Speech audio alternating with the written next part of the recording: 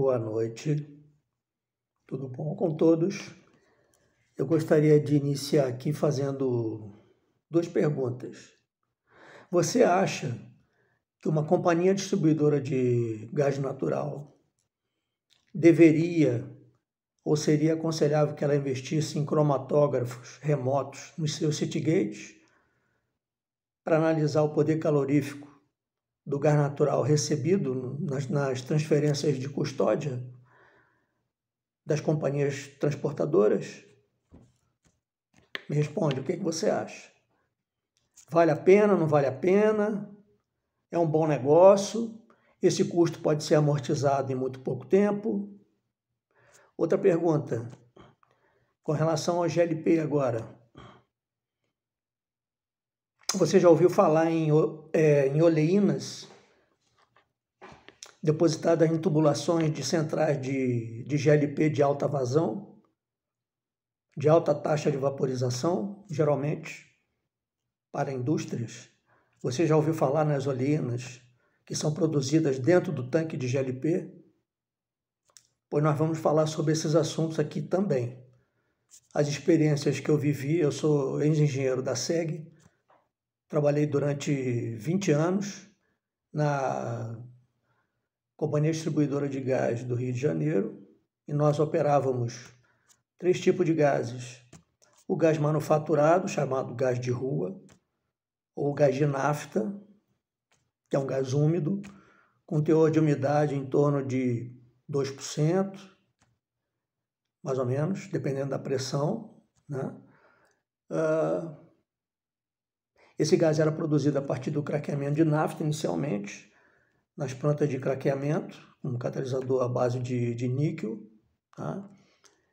Então, nós craqueávamos o gás natural, a nafta, inicialmente, para a produção de gás, e depois, com a chegada do gás natural, em 1982, o Rio de Janeiro foi pioneiro na exploração do gás natural no Brasil, juntamente com São Paulo, porque São Paulo tinha uma planta semelhante à nossa também, só que era de produção contínua, a nossa era cíclico, o processo era cíclico, aquece, craqueia.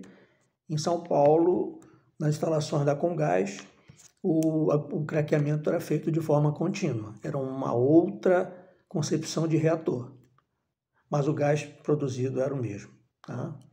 Inclusive com o mesmo catalisador. E de forma que nós craqueávamos nafta, com o advento do gás natural em 82, nós passamos a craquear gás natural para a produção de gás de rua. É um gás com aproximadamente 55% a 60% de hidrogênio, bastante monóxido de carbono, cerca de 30% de monóxido de carbono, e mais alguns outros componentes. Operávamos também, operamos já estações remotas de vaporização de GLP, tanto residencial como industrial, GLP a granel, né? E operamos também rede de gás natural, né? Através do city-gate, nós recebíamos o gás da Petrobras e fazíamos a distribuição para dar início ao processo de conversão da cidade do Rio de Janeiro de GLP para gás natural. Então, eu vou falar sobre essas oleínas aqui presentes no GLP, particularmente uma experiência que eu tive numa indústria que nós abastecíamos e que o problema foi solucionado com bastante adequação, tá? Lógico, trabalhando juntamente com a equipe técnica da empresa, que era nosso consumidor, né? E conseguimos chegar a um denominador comum, conseguimos ter sucesso. E vou falar também sobre gás natural. Então eu tenho aqui muita coisa para falar, experiências vividas, tanto com GLP como com gás natural. Então, de forma que como a bibliografia nacional na área de gases e combustíveis, distribuição, ela é muito escassa, né? Agora que está começando a aparecer alguma coisa para dar suporte ao pessoal da engenharia, da operação, eu vou indicar aqui os livros que nós usávamos no início, né, na SEG, os livros base, né, alguns livros básicos com informações tanto sobre qualquer tipo de gás, principalmente gás natural, GLP e gás manufaturado, tá? Engenharia sobre vários assuntos. Produção, odorização do gás, os tipos de odorizantes, rede de gás, né? Composição típica do gás, poder calorífico superior, inferior, ou seja, várias. Esse livro é um livro muito bom, um deles é um livro muito bom que nós usávamos.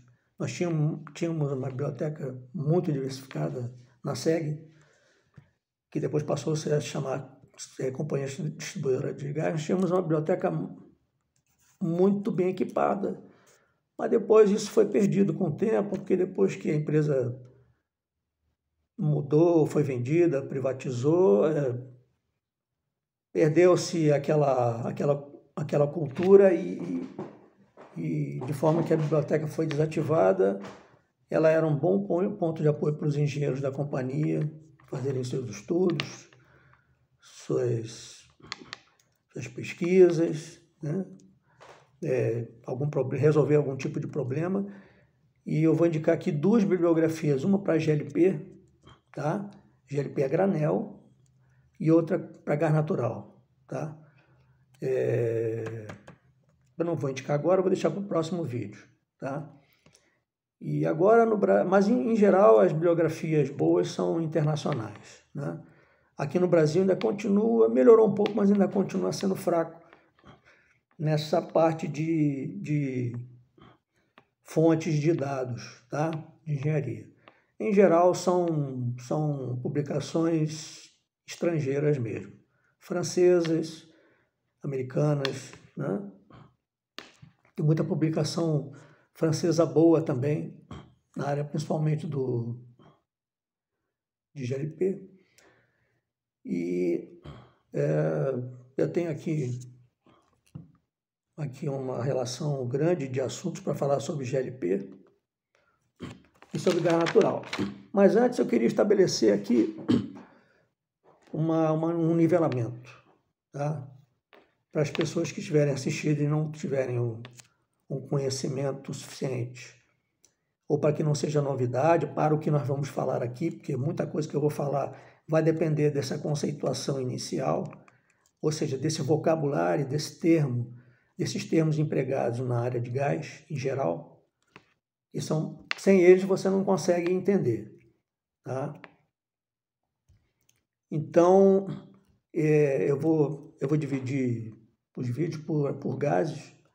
Vai ter uma relação de vídeos, uma playlist só para GLP, uma playlist só para gás natural e uma playlist para gases em geral, ou seja, conceitos básicos, nomenclaturas básicas, tá?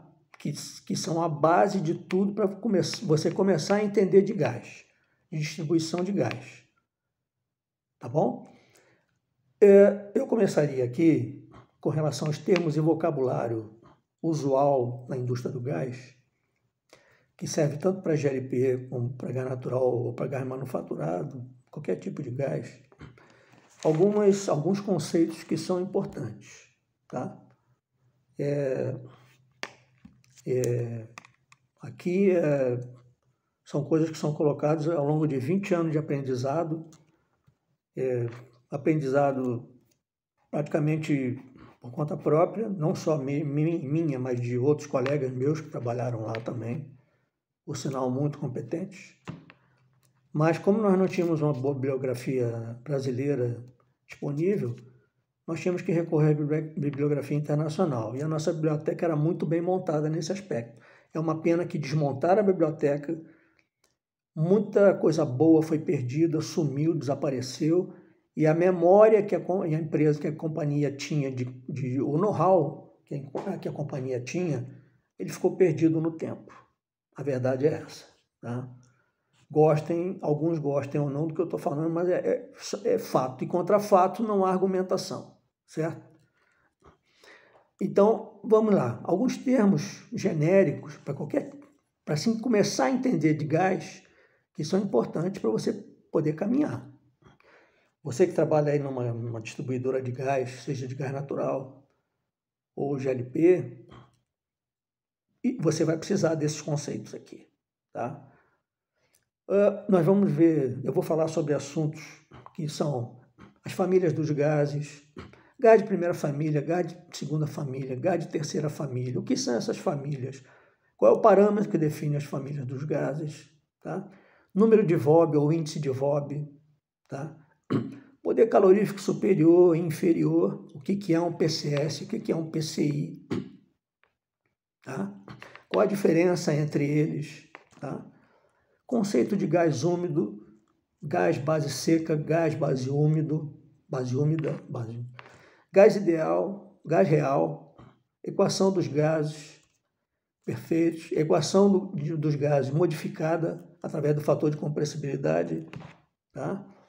Fator de compressibilidade, as equações pelas quais você pode calcular o fator de compressibilidade, existem vários tipos de métodos para você calcular. Nós temos o Redlich-Wong, temos a metodologia da H8, diga-se de passagem, é a mais empregada na indústria do gás, tá? Depois eu vou entrar nesse detalhe, porque aí já envolve contrato com fornecedor de transporte, tem que estar estabelecido no contrato a metodologia a ser usada, tá? Não vou entrar nesse mérito por enquanto, tá? Conceito de baixa, média e alta pressão em rede de gás, a intercambiabilidade dos gases, tá? O diagrama de intercambiabilidade, como é que você compara a intercambiabilidade de um gás com outro, tá? E isso vai ser importante para a conversão, por exemplo, a conversão de um gás pelo outro, seja de gás natural para GLP ou de GLP para gás natural, certo? Ou de qualquer gás. Estudo da chama, tá? Vamos estudar a chama aqui, as características de uma chama oxidante, uma chama redutora, quais as vantagens, desvantagens, qual é o ponto de maior aquecimento, qual o melhor aproveitamento que você pode ter dessa chama para que você não desperdice gás e perca temperatura, tá? Em relação à maior temperatura possível, que é a temperatura adiabática de chama. Vou falar sobre esse conceito aqui também, tá? Fatores de correção de volume, isso é mais para gás natural, tá? Porque os volumes são medidos em alta pressão e o GLP não entra nesse caso, porque o GLP é medido a quilo, tá? Ele é comercializado a quilo. Não é comercializado na fase volumétrica, tá? Então, fator de correção de volume, tá? Com ou sem o fator de compressibilidade, com ou sem o Z, vai depender da pressão de operação também, porque o fator de compressibilidade ele é mais visível para pressões em geral acima de 2 atmosferas, tá? Que o gás começa a desviar do seu comportamento ideal para um comportamento real, e aí começa a aparecer o fator de compressibilidade, tá? Vou falar sobre o volume referenciado de gás natural, tá? O que é isso? O que significa um volume referenciado? Isso vai constar em contratos de compras com fornecedores de transportadores de gás natural, tá? Porque, na realidade, uma companhia distribuidora de gás, ela não vende volumes, tá? Em algumas situações, ela até vende volume, em alguma classe de consumidores, mas em algumas outras classes, ela vende energia. E então ela compra energia, porque quem vende o gás para ela, vende na base da energia equivalente. Então, a companhia, ela compra energia. Então, por isso que é importante. E isso tem a ver com a questão dos cromatógrafos, tá? Remotos, que eu falei aqui, posicionados logo na saída dos city gates, tá? As composições típicas de gás, Nós temos o gasoduto Brasil-Bolívia, temos os gasodutos que vêm da plataforma de Campos através de Cabiúnas. Tá? Eu vou falar mais do Rio de Janeiro, que foi a minha experiência. Tá? Então, o que é um gás associado, o que é um gás não associado, tá bom? Composição típica, o gás boliviano tem uma característica, o gás daqui da Bacia de Campos tem uma outra característica. Quais são essas diferenças? Tá? Onde elas aparecem na composição do gás? Tá?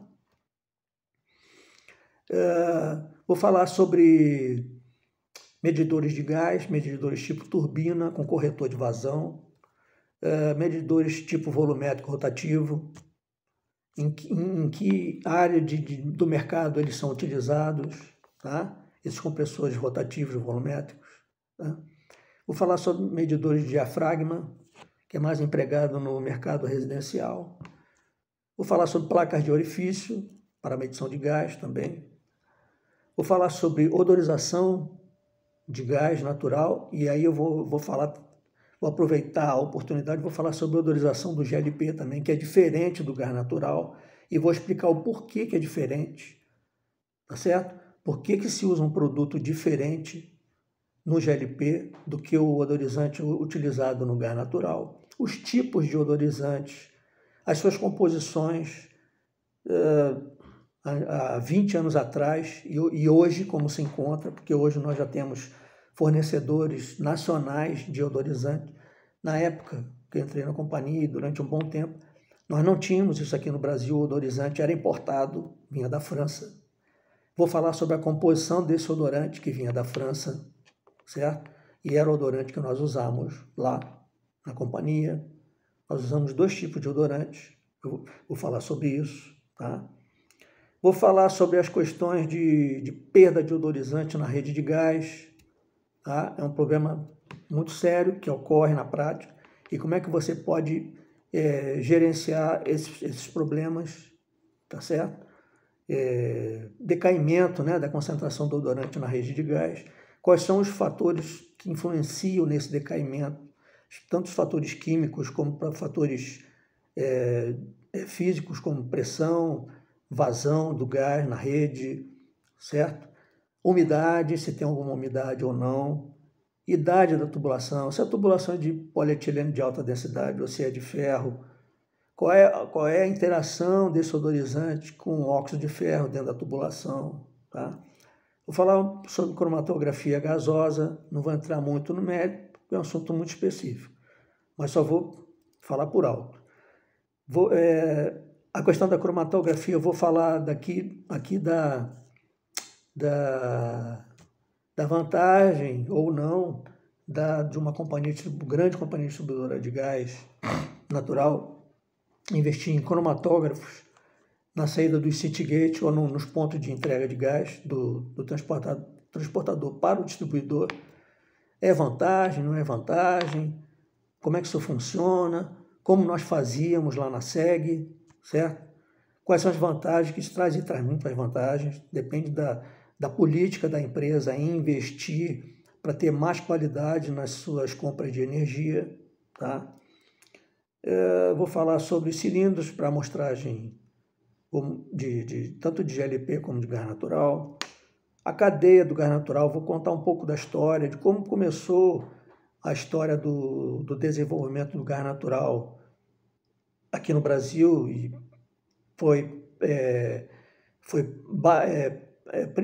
principalmente no Rio de Janeiro, né? Foi ali que foi o embrião do desenvolvimento da indústria do gás no Brasil, porque dali o gás saía, ia para Cabiúnas, depois eu vou entrar em maiores detalhes, o PGN, formação de hidrato de carbono, retirada de H2S, isso tudo eu vou falar. O gás saía de Cabiúnas, ia para o gasoduto marítimo até a Reduc, e da Reduc distribuía para vários ramais de gasodutos, certo? Na área de concessão da empresa, era vendido para a companhia, e outros gasodutos se estendiam da Reduc até São Paulo, por exemplo. Então, a indústria de São Paulo ela usava um pouco do gás que vinha da Bacia de Campos. Então, de forma que, primeiro, esse gás começou chegando no Rio de Janeiro. Por isso que eu digo que o Rio de Janeiro foi inaugurou o gás natural no Brasil, porque dali é que o gás foi para São Paulo, e depois veio o gasoduto da Bolívia, interligou com São Paulo, e aí criou-se uma malha de gasodutos de transporte que nós temos hoje no país, inclusive no Nordeste, e aí avançou. Mas eu me sinto privilegiado de ter participado dessa era do desenvolvimento da cadeia produtiva do gás natural aqui no Brasil, né? Porque justamente eu entrei na companhia em 1982 e ela estava craqueando o gás natural já.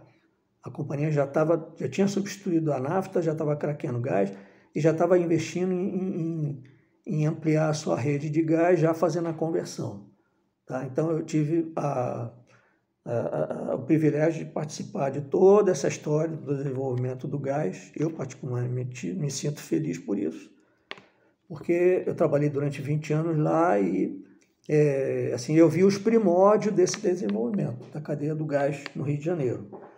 E aí se ampliou para áreas mais internas do território do Rio de Janeiro, aí já internalizou, já foi para Volta Redonda, para outras áreas, né? Já chegando perto seguindo a Dutra, né? E foi para Volta Redonda, teve o Tervol, teve o Gasbol, vários ramais de gasoduto que levaram o gás mais para o interior do estado do Rio de Janeiro, né? Atendendo a várias indústrias. Tá? E odorização, já falei, e vou falar da cadeia do gás natural. Como é que ela pelo menos como é que ela começou no Brasil hoje? Evoluiu bastante, nós já temos o GNL aqui, os terminais, coisa que na época chegou a se pensar nisso, o Ministério da Minas e Energia. Eu tive a oportunidade de participar de alguns contatos, né? E estava para decidir, importava gás GNL ou importava gás da Bolívia, optou-se pelo gás boliviano, e aí aconteceu o que aconteceu, que todo mundo sabe, né? Hoje o Brasil acabou tendo que importar GNL, mas por outros motivos, né? Falar sobre a cadeia de produção do gás associado, não associado, falar sobre o que é uma UPGN, uma unidade de processamento de gás natural, que ocorre em geral nas plataformas de petróleo, tá? O que é uma UPGN, o que ela faz, quais são os equipamentos, os processos que uma UPGN tem para poder processar o gás e colocá-lo dentro de determinados parâmetros para que ele possa ser transportado num gasoduto de altíssima pressão, mais de 60 bares de pressão, por exemplo, como era na época. Eu não sei como é que está hoje, mas acredito que as pressões giram em torno desse valor, 60 bares, tá? Até hoje não deve ter mudado muito, depende da concepção, do projeto, uma série de coisas, mas era assim na época. O que acontece numa UPGN? A desumidificação do gás, a dessulfurização do gás, retirada de H2S, retirada de GLP e de gasolina natural, que, diga-se de passagem, são frações retiradas do GLP de excelente qualidade, tá? De muito boa qualidade. A gasolina natural e o GLP, o propano e o butano, que são recuperados do gás natural, eles são produtos muito bons. Eu já comprei GLP pela empresa, né? Eu era responsável pelas compras, eu era responsável pelo GLP da companhia, né? GLP é granão. Então, tendo em vista alguns problemas que teve na refinaria, onde nós adquiríamos GLP, eu tive a oportunidade de efetuar a compra de GLP em carretas, tá? Lá em Cabiúnas. A nossa carreta é lá em Cabiúnas pegar GLP. E olha, me surpreendeu bastante, tá? A qualidade do GLP, excelente, muito boa, muito melhor do que o GLP advindo do petróleo, certo? A gasolina natural também, que eles chamam de fração C5+. É uma gasolina muito boa também, tá? Vou falar sobre Citygate. O que é um Citygate? Do que ele se compõe? Vou falar sobre a regulagem de pressão no Citygate, da medição de entrega, da odorização do gás natural, que hoje existe uma uma regulamentação da ANP que obriga as distribuidoras a efetuarem a odorização do gás na saída do Citygate, né? Então, isso mudou. Na época não era bem assim, porque o Brasil estava caminhando, estava se desenvolvendo ainda. Então, vou falar por que a nossa odorização no início não era efetuada pela companhia, certo? Depois, eu não sei como é que está hoje, porque mudou a legislação, tá? Mas na época era diferente. Vou falar sobre os tipos de odorizante para gás natural e vou falar sobre os tipos de odorizante para GLP, aproveitando o assunto, tá? Então, é isso aí, eu vou encerrar aqui, tá? E eu pretendo começar com gás natural, tá? Gás natural tem muito mais tópico para falar do que com GLP. Ou eu faço concomitante. Posso fazer um vídeo sobre GLP e um sobre gás natural, mas eu preferi esgotar um assunto e depois começar o outro. E gás natural tem muita coisa aqui que eu fiz um checklist aqui de coisas para falar para que eu não caia no esquecimento. Contar toda a história do desenvolvimento do gás natural na região do Rio de Janeiro, tá? E posteriormente indo para São Paulo. Algumas experiências que eu passei dentro da empresa, né? E a gente tinha que aprender na marra, porque na época não tinha literatura, vamos dizer assim, nacional, só tinha estrangeira. E era difícil, às vezes, o acesso, porque você ia lá procurar o livro, fazer uma consulta, o livro não estava emprestado, então você tinha que esperar. Então era complicado, né? Então você aprendia na base que meio que entre aspas, da arte, né? Apanhando e aprendendo. Eu pelo menos foi assim que eu aprendi, e acredito que muitos colegas também. Claro, consultando, né? Algumas literaturas técnicas e tudo, mas principalmente com relação ao gás natural, né? Que chegou para ficar e chegou como novidade. A empresa, o corpo técnico da empresa teve que aprender muito também sobre distribuição de gás natural, certo? Então, acho que eu vou começar pelo gás natural e talvez eu deixe o GLP para o final, porque o GLP tem menos tópicos, certo? Então, eu agradeço a atenção de todos, tá bom? Muito obrigado e boa noite.